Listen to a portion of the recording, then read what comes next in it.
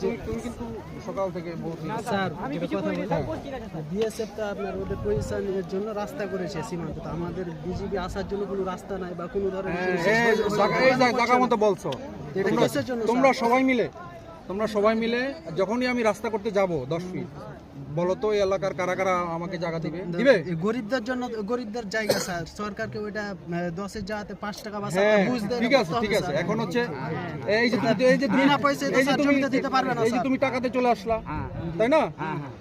আমার 10 কাটা আছে, 10 কাটায় তুই চলে যাই। এই যে তুমি টাকাতে যে চলে আসলে, এই যে আমার বাংলাদেশি জনগণ সবাই যে নিজের দেশের জন্য আমরা সবাই শ্রম দিছি না? জি সবাই শ্রম দিছি।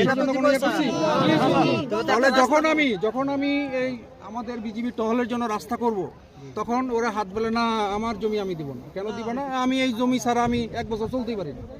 ঘটনা কি সত্য না মিথ্যা? তাই না?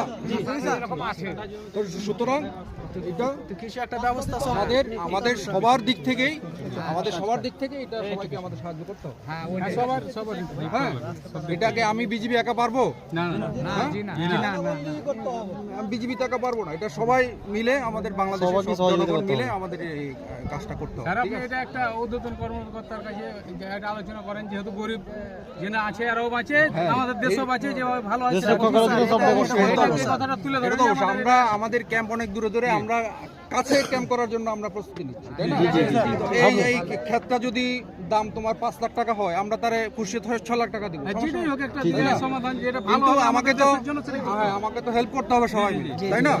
এই যে তোমরা আমাদের জনগণ সবাইকে এদিকে নিয়ে আসছো, সবাই তো মিলে হেল্প করছো।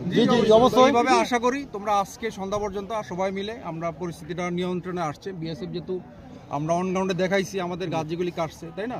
এবং তারা প্রকাশ্যে স্বীকার করছে যে হ্যাঁ, এটা আমার ভুল হয়েছে, এটা কারা করছে ওই পক্ষের জনগণের ব্যবস্থা নিবে।